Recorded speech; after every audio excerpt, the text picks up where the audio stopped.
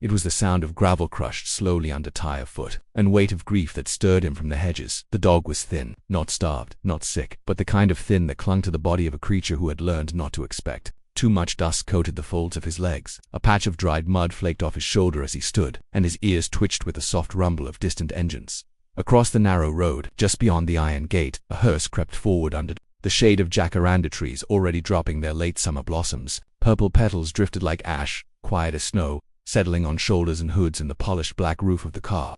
Behind it, in clusters of uneven steps, came the mourners. The dog didn't move at first. He simply watched. He had seen many things from this stretch of roadside school children tossing half sandwiches. The old fruit vendor who sometimes left bruised guavas the night a drunk man sang to no one and collapsed into a bush. But this was different. There was something in the air, something heavy, something slow. Even the birds were quiet. He stepped forward. A boy noticed him first. Pale suit, red eyes, one hand holding tight to a woman's sleeve. He didn't say anything, just watched as the dog fell into line, several paces behind the last of the mourners. No tail wag, no sound, just quiet steps on loose stone, head low, gaze forward. The boy whispered something to the woman beside him. She looked over her shoulder, her mouth parted slightly, as if to speak, but she didn't. She simply watched, then turned back toward the grave ahead. No one stopped the dog. No one called him, but as the group moved between the rows of weathered tombstones, he followed, and something about the way he walked, as though he'd done this before, as though he knew what this place meant, made people shift uneasily.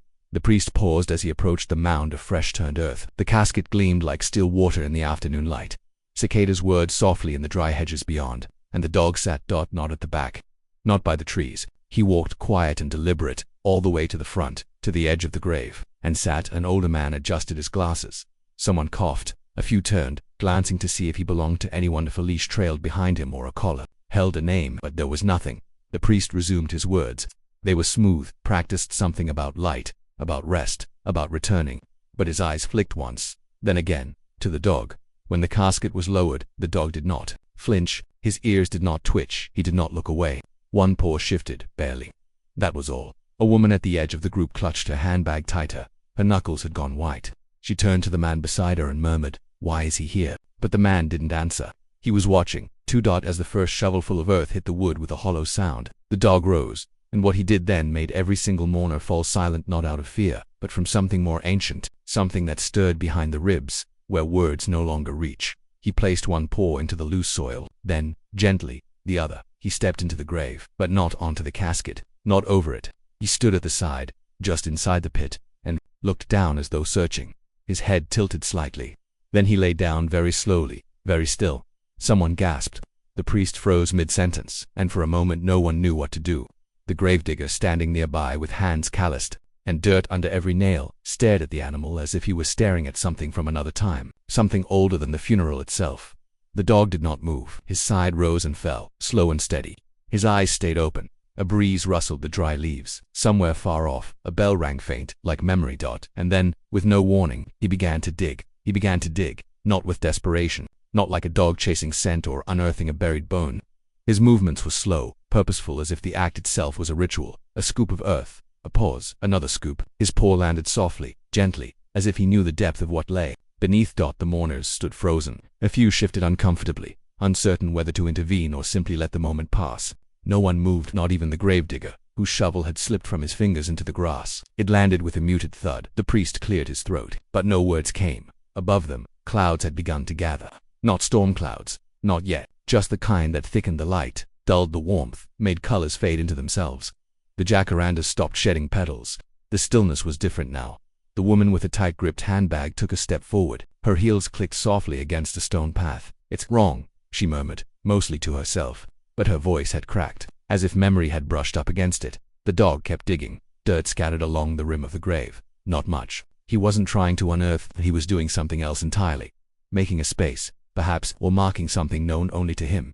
The boy, the one in the pale suit, let go of his mother's hand. She didn't stop him. He stepped forward, cautious but steady, like he didn't want to startle the animal. When he reached the edge of the grave, he crouched down. Their eyes met, and something passed between them. Something unspoken but unmistakable recognition. Not of face, but of loss. The dog paused. His chest rose and fell once, heavily.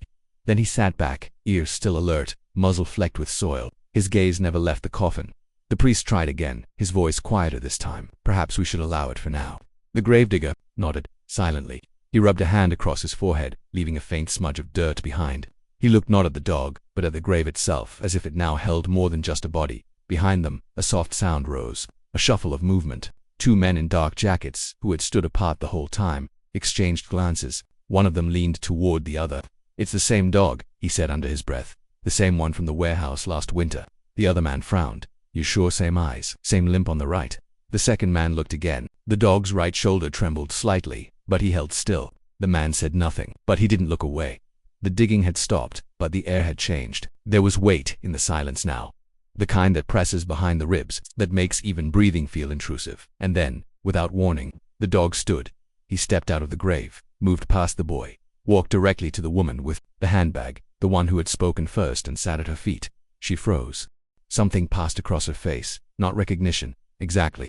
Something slower, something that rose from beneath too many years. She opened her mouth, closed it, her hand still clutching the bag, loosened slightly. The boy turned to look at her. "Do you know him?" he asked. The woman didn't answer. Instead, she knelt. Her knees touched the soft earth. The dog lifted his head to meet her gaze, and for one breathless second, she looked like someone who had forgotten how to cry.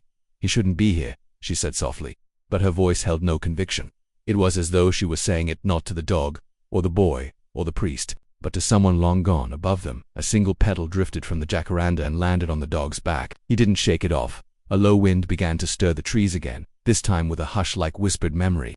The light, too, but began to change. A strange dimness crept across the path, not darkness, but the kind of fading that comes just before revelation. The priest finally stepped forward, voice steadying. "We will finish the service," he said, "but let him stay, whatever he is, whatever brought him here. He has earned that much." No one objected. The dog lay down beside the grave once more, but did not dig. He simply rested his head on his paws, eyes half-lidded, listening. And as the priest's words resumed, a far-off sound broke the rhythm, a faint, echoing bark, carried by wind from a direction no one could place. The boy turned his head. The woman stiffened, but the dog didn't react. He had heard it too, and for the first time he looked afraid. The paws struck the soil with a strange rhythm, deliberate, steady, like a memory being unearthed. Dust rose gently around his forelegs. His claws didn't rake or tear, but pressed down and pulled, as if he were trying to reveal something rather than bury it. The mourners remained frozen. No one moved to stop him. It wasn't fear, it was something quieter, harder to name, a kind of awe that slipped into the gaps between heartbeats. Only the boy, still holding the edge of the woman's coat, broke the silence. He took a single step forward. But he didn't resist. His gaze stayed on the dog. The priest lowered his prayer book. "Is he digging?" he murmured, not really expecting an answer. From the edge of the group, the old gravedigger took off his hat. He'd seen stray dogs. He'd shooed them, fed them, cursed them on rainy days. But this was not hunger or madness. This was intention. The dog paused, his snout dipped, brushing the dirt. Then, with a small whimper, sharp and barely audible, he nosed something loose from the ground. It was not large, not buried deep, just beneath the surface, wrapped in a faded scrap of cloth the color of wet ash. Something glinted. Gasps moved through the mourners like wind in tall grass. Someone whispered a prayer. Someone else turned away, hand to mouth. The dog sat back. He didn't look at anyone. His ribs rose, fell. He waited. The gravedigger stepped forward, boots crunching over gravel, and crouched beside the grave. He reached down slowly, pulling the fabric toward him, fingers trembling slightly. He peeled it back. It was a bracelet, beads of carved wood, worn smooth by time or touch, a child's name faintly etched on one of them. The old man stared at it for a long time, and then he looked at the casket. A flicker crossed his weathered face. Not confusion, recognition. "Her son," he said hoarsely. 3 years ago, same plot. Died in the flood. The crowd stirred, a ripple of realization moving among them. The woman in black, the one being buried, had once stood at this very spot, weeping over a smaller box, one the wind nearly lifted from the stand. No one had spoken of it that morning. Too much pain, too little breath, but this dog had known, or remembered, or carried something. The rest had tried to forget. He stood again, shook dust from his legs, and stepped back out of the grave. The priest looked lost. The boy looked as though he might cry again, but differently now and still. No one moved to stop the dog as he turned and began walking, not away from the grave, but through the rows of tombstones toward the far end of the cemetery where the trees grew closer, darker. The gravedigger called after him, quietly, "Wait," but the dog didn't stop. His path wasn't random, it was precise, as though he knew. The sky had changed. Clouds edged across the light, dimming the shadows on the ground. The breeze lifted, cool now, smelling faintly of dry leaves and iron dot at the edge of the cemetery. Near a broken angel statue half swallowed by ivy, the dog stopped. He sat and waited. The boy followed, not running, just walking like he, too, understood something had been asked of him. As the mourners remained behind, unsure whether to leave or stay, the boy came to the dog's side. Together they stared at the earth, a small depression in the soil, unmarked, covered with moss and thyme, just large enough for a child. The boy looked at the bracelet in his hand, then at the grave dot, and for the first time since morning, the dog looked up directly at the boy. There was no growl, no bark, just the sound of branches shifting in the wind. A bird called once, then went still, and then the dog lay down again, this time not to dig. He lay as though keeping watch, as though he had waited long enough for someone to return. And far across the cemetery, someone's phone began to ring, but no one reached for it. No one moved. All that could be heard now was the breeze, and the slow creak of the trees, and something else. Beneath it all a quiet rhythm, as if the earth itself was remembering what had once been buried. One paw, then the other. Slow at first, almost unsure, then more certain, more rhythmic. The soil lifted in small clumps, flicked behind him with a strange, solemn patience. Not frantic, not panicked, just persistent. Like he had come to do something, and now finally had begun. The mourners stood frozen. One man had taken a half step forward, hand twitching toward the dog, but stopped. There was something uncanny in the stillness around the pit. Even the jacaranda trees no longer rustled. A hush had fallen, deeper than quiet. Not one camera was raised. Not a single phone beeped. It was as if the world outside the cemetery had paused its breath. The gravedigger cleared his throat, then lowered his spade. "He's not hurting anything," he said, as though answering a question no one had dared ask aloud. His voice broke the spell, just enough that shoulders shifted, a few eyes blinked, but no one interrupted. The dog continued, pausing now and then to nudge the dirt aside with his snout as if searching. His ribs moved in and out, coated in dust. Once he stopped completely and pressed his head to the edge of the casket, not resting, listening. And then, just as suddenly as he'd begun, he stopped digging. He stood still. The hole he'd made was shallow, uneven, but deliberate. The dog turned, glanced once at the crowdies, not pleading, not afraid, just aware. Then he stepped out of the grave, one paw dragging slightly, as though something beneath had caught at him. He sat at the foot of the mound. Dirt clung to his coat, clumped at the whiskers. His tongue lolled briefly, then drew back in. He watched the people, and then he began to cry. It wasn't a bark, it wasn't a whine. It was that low, broken sound dogs make when they remember. Something too long held in. Not loud, not dramatic, just there, carved into the afternoon air like the echo of something that had once mattered more than anything. The boy in the pale suit stepped forward. His mother tried to pull him back, but he shook loose. He crouched carefully and held out his hand. The dog didn't move. The boy didn't reach farther. They just stayed like that, suspended in the strange stillness that comes when something sacred happens and no one quite understands why. Behind them, the priest closed his book. "I think," he began, then stopped. His hands, weathered and sure, now seemed unsure of where to rest. He looked down at the grave. "We'll wait a moment," he said finally. And so they did. The light had changed now, afternoon, bleeding slowly into evening. Shadows stretched long across the grass, touching stones that hadn't been touched in years. Somewhere beyond the cemetery wall, a car honked. Then nothing. The dog stood again, turned his back to the grave and began walking. But not out, not away. He walked along the inner edge of the cemetery, weaving through stones with purpose, as though following something unseen. His pace was steady, head low, tail still. Occasionally, he would pause, sniff a patch of earth, or glance toward a specific marker. The mourners watched, some silently, others with confusion flickering in their eyes. A few followed at a distance, unsure what compelled them. The boy trailed behind him, alone now. His shoes caught on a root. He stumbled, then stood again. But he kept going.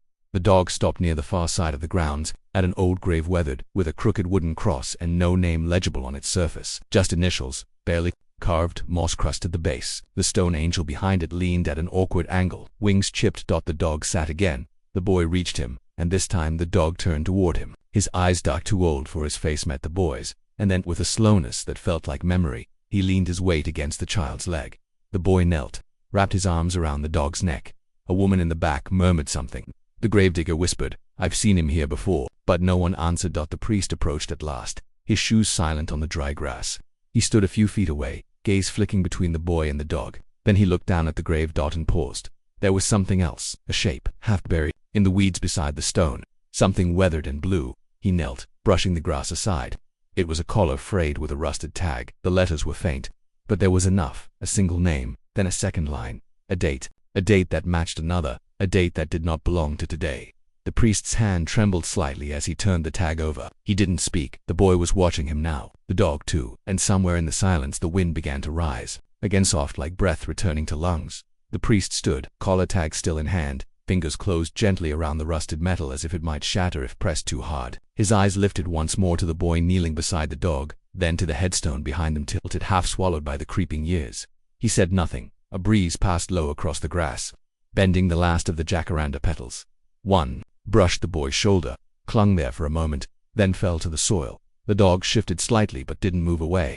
The boy's arms remained around him, not tight, not needed, just present, solid, as if some invisible thread had quietly pulled them together across days, or maybe across something older than time. The crowd had begun to thin, one by one, quietly. The mourners turned back toward the main path, shoes crunching softly over gravel. A few lingered, but they did not approach. There was nothing more to do, nothing more to understand. By the time the sun touched the cemetery wall, only the priest, the boy, and the dog remained. The priest placed the collar on the gravestone. He brushed away a patch of lichen with the sleeve of his robe, revealing the faint carvings beneath. The initials, the same ones on the tag. He looked down at the dog. "You stayed," he murmured, more to the air than to anyone listening. All this time the boy glanced up. His eyes were dry now, but rimmed with the kind of knowing that doesn't belong in a child's face. He looked at the collar, then back to the stone. "Was it his?" he asked softly. The priest nodded. "I think so." There was no need for more than that. The dog stirred. He stood slowly, joints stiff, and stepped toward the stone. For a moment, he simply looked at it. Then just once he pressed his nose to the base, where the collar now rested. He lingered, breathing in whatever trace memory the years hadn't yet taken. Then he turned away. He did not look back. The boy stood with him, brushing off the dust from his knees, but not the weight from his thoughts. He followed the dog, both of them stepping back through the overgrown path that curved along the cemetery's quieter edge. The priest watched until the shadows swallowed their outlines. Beyond the wall, the sky had deepened into gold, streaked with the fading warmth of the day. A pair of doves rose suddenly from the thorn bush near the gate, their wings catching the last light before disappearing beyond the trees. At the far end of the field, the dog stopped once more, this time by a rusted gate no longer used. He sat, not waiting, but resting. The boy hesitated, then crouched beside him, mirroring the posture without speaking. From behind the leaves, the wind moved again, gentle whispering, almost like a voice half remembered. And there, in the soil beside them, the boy noticed something he hadn't before. A faint, worn groove, not deep a trace, a track, one paw print, faded by time and rain and wind. But their dog looked at it too. Then, he closed his eyes. Somewhere a bell chimed again. This time, not for morning, with just time. And as the first stars emerged in the sky above the quiet rows of stone, the boy rested his hand lightly on the dog's back. They didn't speak, they didn't rise. They just stayed, in the hush of the moment, where one ending had quietly become something else, and the earth held them both.